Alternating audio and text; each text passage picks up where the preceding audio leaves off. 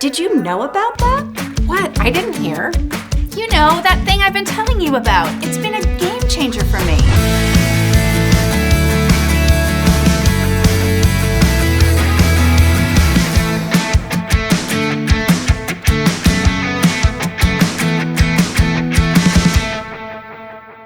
We are so excited today because I'm joined by two additional co-hosts.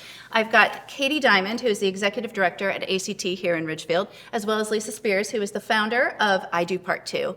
And our amazing guest, you know, every show, we really want to amplify amazing women. That's what it's about. So Allison Stockel is the executive director of the Ridgefield Playhouse, where we are sitting right now.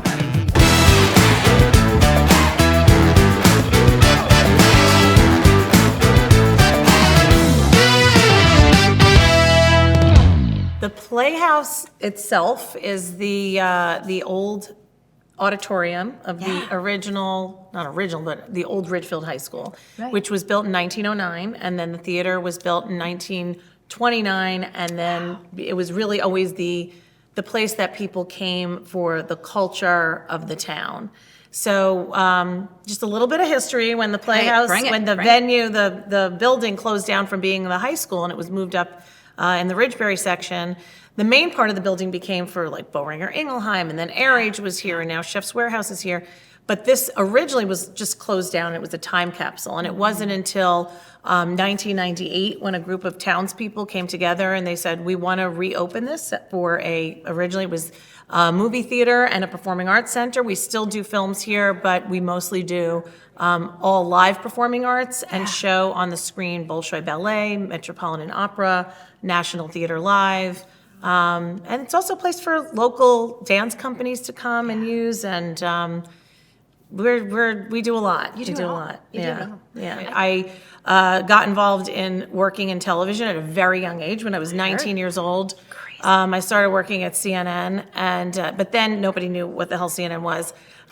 So I could work there full time I was an associate producer at first. I became the music producer. I did all the music segments that came out of the New York bureau.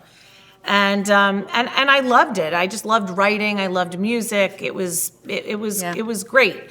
And you don't do it when you work at a place like CNN that is a very, it's almost like a startup news network, right? So at that time, now it's not, but back then it was. You don't do it for the money. You do it because you love doing it. Passionate, yeah. And I remember when I brought home my first paycheck, my sister was like, "Oh my God, that's so cute." And there are a few things you don't want called cute. Your paycheck is one of them. Yeah. But I loved it. It was really my passion, and I kind of always did that. That was always my mantra, is just to go with the flow and sort of see where life takes you. And when we moved to Ridgefield, it was actually the year that this opened. I moved here in December of 2000, and that is the month that the Playhouse opened its doors. And Jose Feliciano was the first performance here back in December of 2000. And I was like, oh, I get that. Entertainment, like I just moved here. I could get involved in that.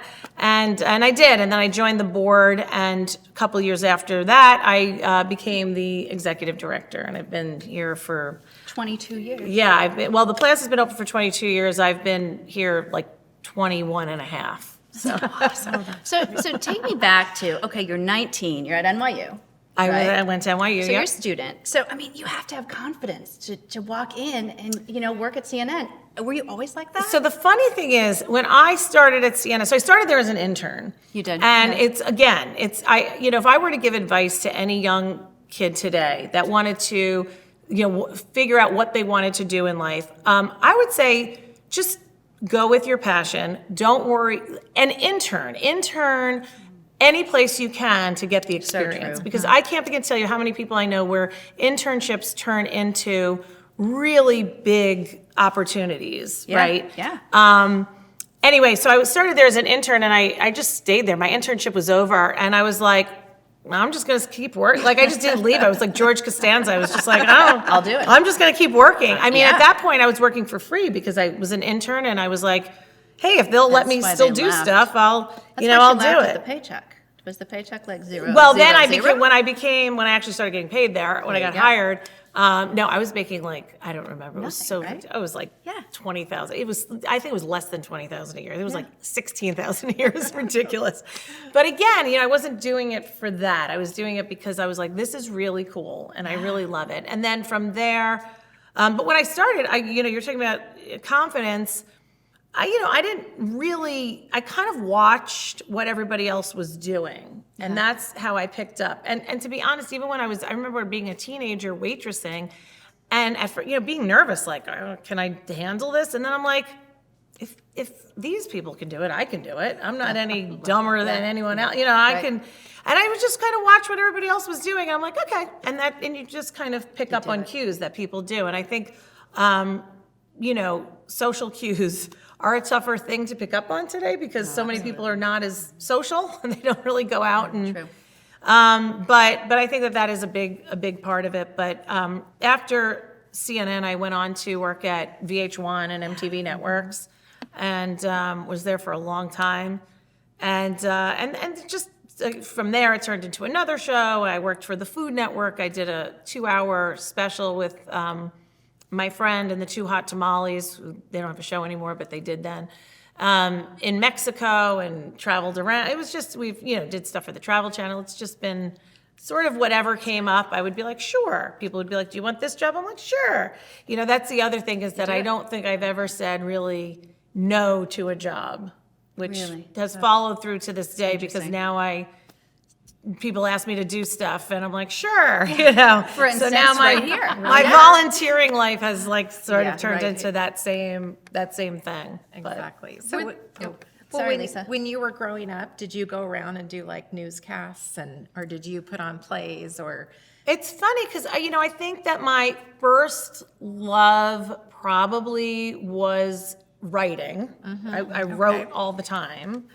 In fact, in school, I was like a terrible student, but I was in honors English. Like I did really well in English. So you journaled and really got. Yeah, I wrote little short stories and whatever. And I also loved to act. I loved acting. And when I was in college, I was in an improv group and. But it's funny, I never really wanted to be in front of the camera. I didn't want to be a reporter. I didn't. I wanted to be a producer. I wanted to write the stories and I loved being in the edit room and putting the shows together. And I just loved the process, I think, a lot of it. Well, and it was interesting you recognized that at such an early age. And kind of where you wanted to go, but at the same time, you just flowed with it. Yeah, so true. And it's funny because everybody wanted to be on camera. Right. Like all of the people that I interviewed, that I interned with, they were that was their aspiration. And I was like, I don't know. It's weird. It's like, it wasn't my thing. Everybody was so on and, anchory and networky. And I'm just like, ugh. Yeah. I'm more, that's why I liked improv more because I'm just me. You know what I mean? And now I think a lot of people that are on television are there's less of that. But when in the 80s, I'm an 80s kid, there was, more anchor. Like you had an anchor, they were all blonde and very coiffed and very and that's not me. That didn't speak to me at all. So that was not anything I was at all interested in. Yeah. So it's interesting, like what you attract, what attract. But I do think that whole thing about being honest to yourself and acknowledging things. I think that I agree. I think that's a huge part, even today. That's a wonderful. good point. Yeah. And you're really kind of a storyteller too. I look at producers as kind of putting the story together. Right. I mean, so I want to ask you something because I love to talk about, women really at times don't really recognize their value. I think they underestimate their value. We talk about this from time to time. They make themselves out to be less significant than they really are. And they don't really savor those moments, what I call moments of brilliance. If you were to look back and say, okay, look at what I've done, what I've accomplished as, wife, mother, daughter, sister, whatever, friend, can you really identify a moment of brilliance where you just said, I just did this? So I think, if I were to have a moment of brilliance, I think it was when I really decided that I can't control.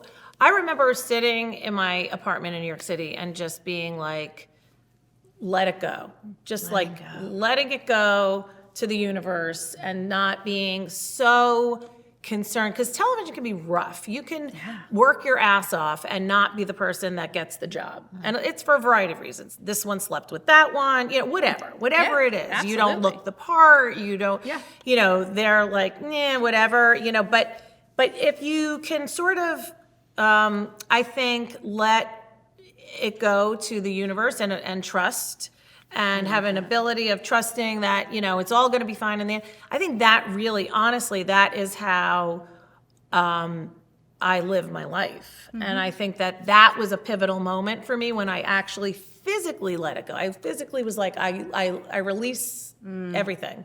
That's powerful. And it was very powerful. And it was after that I honestly, my life, I was just, shit happened. And I just sort of accepted it and was like, okay, great. And that's another reason why I think I don't really say no to a lot of things, because I think you don't know what it's going to turn into. Sometimes I do make myself a little nuts with it because there's only so many hours in the day, but again, I just sort of am like, it'll be fine. It'll work out. It'll be fine. We talk about that all the time. We talk about letting go of the outcome. Yeah. Right. And so much of our lives sometimes is spent like trying to control things. Yeah. Right? And when you just let go and you're like, you know what, the universe is going to have my back. Like, Right. I've just got to go with this. But I've got a question for you as the eating expert and somebody who really, is always wondering how you balance a demanding mistress like this theater with your personal life, and how you make time for taking care of yourself and plugging in so you can continue to be resilient and say yes to all those opportunities. Right. So interesting. The mistress. I like how you referred to the theater as the mistress. I kind of have referred to it always as my other child. So when I first started working here, my son was a year, maybe less than a year. My daughter was 3, and then this place was it was 6 months old. Like, that's when I was started. This place was 6 months old. My son was a year, and so it's always been it's been like literally one of my children. I've raised my children as I've raised this place. And some years I did not take care of myself. Most recently being one of them. And then there were some years where everything was really going a little smoother, and I did take it up. I did prioritize myself more than which is good. I mean, I should be doing more of that now. And I got in super great shape. I did triathlons, blah, blah, blah. Once I sort of I allowed that to take a back seat again. I think, it's a tough balance. I mean, it is, because we here at the Playhouse really talk a lot about work-life balance. And it is something that we are always telling each other to do. And none of us listen to it ourselves. So, I'm always saying to Ashley, go home and be with your kids and take the time off. And Lisa's, has her father and her son. Like, we all have personal lives. We all have stuff going on. And we really do kind of try and work with one another to make sure that we are doing that. And some of us are better at it than others. But right now, I think, it also depends on what's going on in this other child's life. And right now, because we have this capital campaign, and so there are extra things that are taking time that would normally not be. So right now, I'm not exactly, my balance is not great right now, to be honest. The pandemic screwed that balance up big time. I know, it really did. Oh, no, you have no idea. So when it really did. when the pandemic when we started with the pandemic, the killer thing for me would be like when people are like, "Oh, did you hike during the pandemic?" I'm like, no. I worked my ass off during the pandemic, and got no. You're working 5 times as hard for half or even less of the outcome of what you would normally be, expect. It was a lot. It was moving 500, 4-something shows. It was coming up with new ideas and booking new shows that fit into the parameters of it was a lot of work. And that really threw everything off. I mean, it threw everything off. Plus everybody, not you guys, but I definitely had like gained the pandemic 30. Oh, yeah. Yeah. I don't know. Everybody's mean- like, yeah, I gained the pandemic 10. I'm like, go screw yourself. Yeah, really, yeah. They were Pandemic probably 10 is hiking. nothing. I mean, they must have had time to hike to only gain 10. Yeah. Well, I like to say, during the pandemic, I could make a cookie out of anything. Yeah. Anything. What is this potato flour? Surely you can make a cookie out of that. I've got some carob nibs. Yeah. So funny. Yeah, no, I was sort of like, okay, now I have to do another show in a tent. Like, that's where I was. I was sort of like figuring out how to do. But it's interesting because it also opened up some opportunities. We wound up doing people, because nobody else was open. I mean, Right. that did what we did. In other amazing. words, like comedians. So they were Yeah, like, where John do we Mulvaney, perform? Pete Davidson. We never would have Amazing. gotten that. If the pandemic didn't happen, there is not a Such a- snowball chance in hell we would have gotten those people here in There the is, theater. there is really a silver lining in many, Yeah, in but many respects. because we were the only Yep. venue open where they could like perform, and then other venues that do comedians like started following suit. They're like, we should do stuff outside because they saw all these people we were getting. And so the following summer, we all of a sudden had like competition of these outdoor tent shows, and I'm like, that's Right. bizarre. Yeah. So it was interesting, but that kind of threw that whole balance off. In a normal year, we're all trying to get back to that, but I agree with you 100%. There has to be some kind of balance. You have to put yourself first in some situations. Or you just burn out and you can't. Or you burn can't out, or keep you get going. unhealthy, or you feel like crap, and then you're bitchy to everybody. And Exactly. But you really learned how to pivot. I mean, Oh, you God, had yeah. learned it from your prior careers and all of the experience you'd had. Yeah. And then you Yeah. took that and ran with it. Yeah. So I am a problem solver by Right. nature. So can if see that. something happens, I'm like, well, let's do this instead. Like that's actually when I don't freak out. We once had a show here on this stage. It was in the middle of a hurricane and there was a leak in the roof. I kid you not. The band was the Little River Band, ironically. Oh, my God. And it was literally raining There you on the go. stage. It was raining on the stage. And everybody, and I'm just like, just relax. We're going to figure this out. And the tour manager's like, I'm going to have to cancel the show. I can't have my guys performing on a stage, and they had all their equipment and whatever. People are in like everybody's waiting for the show to happen. So I called Rudy. And the first person I called was at that time we had the fire chief, who was this woman, I forget her name, I loved her though, Heather Burford.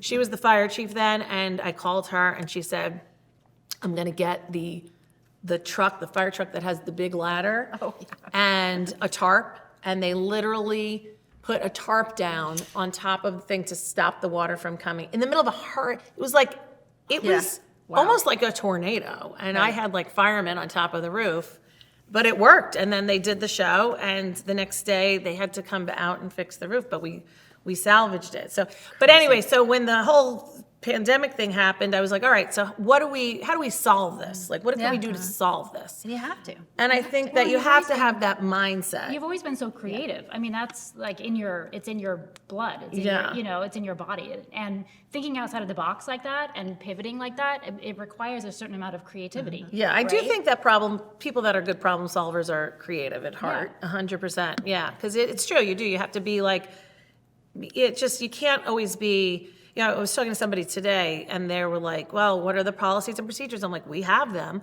but we're not that black and white. Like Right. this whole business is gray. There's no black and white to this business. It is a gray area all through and through. So you kind of always have to be, you have your parameters and and then you have to sort of figure out what really works. I mean, literally from show to show, we do that anyway. Right, because every show is different. It's different. And and now, even still with the pandemic, we have performers that are like, okay, well, I'll come and I'll perform, but I want it to be this kind of show with this. You have to tell people to do that, and I'm like, okay.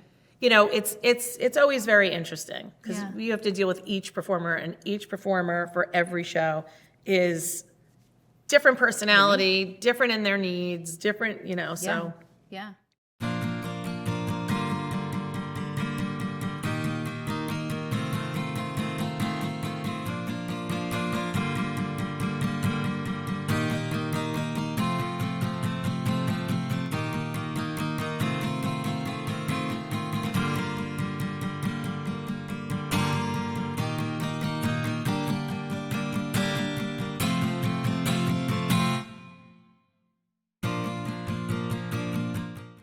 you and Katie both are in positions of power in this community. You really are. And you're women, and you're iconic women, and you're leaders, and all of that. But with that comes responsibility. With that comes, I'm sure, challenges. And I'm curious about, friends. I feel like friendship is so key to women and how we interact, especially as we get older. We were talking, we're in our 50s. You're in your 60s. I mean, it's Katie's in her 40s. I mean, we all kind of mesh together. Amy. Just barely. Thanks, Amy. Just barely Yeah, still. calling you out. But I think it's true that women, for some reason, friendship is so key. But sometimes I think in the roles that you have, can you be taken advantage of? I mean, I don't feel taken advantage of. I feel like a lot of my friends are also leaders. Yeah. In their own way, because they are. I have a lot of friends. You get pulled in a lot of different directions because Absolutely. you want to support them, Right. And then they support you. So there's a lot that goes on, but I don't ever feel taken advantage of. Do I feel a certain responsibility? Yeah, I guess so. I mean, I'm one of those people that I just sort of keep my head down and do my thing, and certainly always here to help. I do feel a certain responsibility to the town because the only reason that I'm even here, I do this for free. I don't get a paycheck, so it's not like it's a job, but it's not a job. You know what I mean? So I have a question about not that specifically, about, not about you not taking a paycheck, but just about you being here as opposed to when you were in the city working and you were doing what you were doing on TV. And then you come into the position here at the Playhouse. Do you feel the same creative fulfillment here as you did then? Is it more? Is it less? Is it it's different. Yeah. It's just different. So it's different because, I helped to grow this place. So there's a creativity in that, in the programming, in the, we just started literally during the pandemic and the whole, Black Lives Matter thing. We're like, let's do a diversity film series. Like there's creativity in theater in general. Right. So yes, I mean, I definitely feel that every day there's creativity. Yeah. There's also a lot of bullshit that you don't want to deal with, and that's life. And but I definitely feel at the end of the day, what we're doing is really good and really creative and means something. It means something to the town. It means something to, some of the programming speaks really strongly to some people, and so I think it is. I think it's when I worked in television, it was different because, and even that was also, there was a lot of bullshit, but there was a lot of creativity, obviously, in that as well. But it was different, it was different than this. Yeah, That's absolutely. really interesting. I hear so much joy in your voice, and I'm sure you do have a lot of fun here. What do you like to do outside of the theater that's fun for you? So it's so funny. I used to and I still do. I love bike riding. I used to be very, when I did triathlons, I always did swimming and biking and running, and I loved it, and that really took up all my time. And then I got a dog. Yeah. And a lot of people say that they lose weight when they get a dog because they take the dog for walks.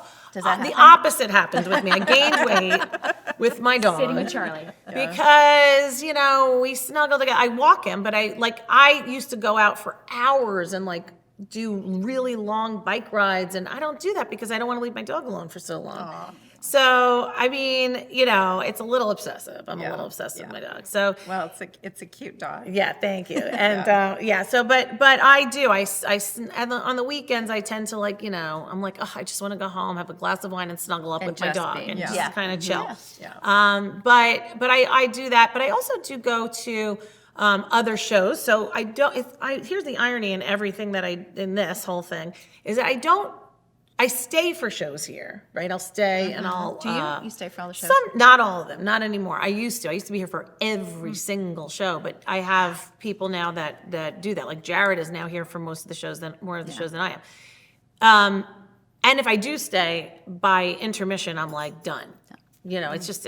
But I enjoy going to other shows. So I'll go to see shows She at sees at things ACT. everywhere. You see things I everywhere. do. I love You're going to very the shows supportive. there, and I also like going to the city. You know, I'll go exactly. I'm going up to see Plaza Suite in April, and you know, I do. I like doing that kind of thing. I have my family is in the entertainment industry. My uncle started Preservation Hall in New Orleans.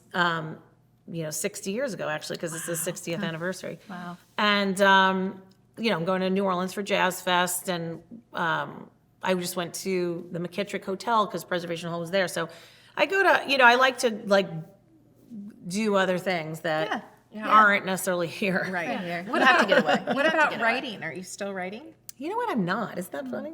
So I am and I'm not. Like, I write stuff for here, Yeah. for this. Yeah. Yeah. So I'll write, I don't know, appeal letters. There you go. There you go. That is hard. I write That is asking hard people writing. for That's not money easy now. writing. Yeah, that's not easy writing. Well, I love this. I mean, I just think this was great, just kind of unfiltered talk and really learning about you and your story because you are an inspiration to a lot Well, of people. thank you. I appreciate that. It's, I think everybody is inspiring in some Yeah, way. So everybody has a story. Yes, everybody's I got a appreciate story. that. One thing we like to ask, and I know I had Allison on the podcast a long time ago, and I asked you this question, but I can't remember what you said. But if you were to really look back, and there's Allison at 19, what advice would you give her now in your 50s?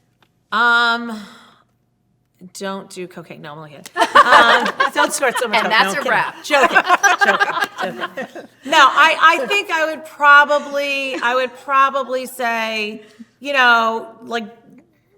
don't worry, right? So the year that, remember when I just kind of hearkening back to the let it go thing, I think that when you're young, when you're 19, that you worry about what is the future going to be like. And it's like, whatever, the future's just going to be whatever it is. So try to, and I don't know if I'm allowed to, can I curse on this? You already have. Have I? Yes, Didn't you have. realize. It's over. Yeah. I would say, you don't have to give as much of a shit as you think you do, right? Like you want to care. Great you can be, mantra. You could be caring. You can care about what you do, but you don't have to give a shit so much. There's a difference, There's right? a difference. And Also, so when you're young, you feel like you have to manhandle everything to get your way. Yeah. And then when you Right. realize that it's easier and more organic if you release that. Yes. And Release things it. will come to you. Yeah. Ask for help that's when you need it. things Yeah. came to you, is when You you know? release that. Yeah, and I think just pick your battles, right? So when I remember when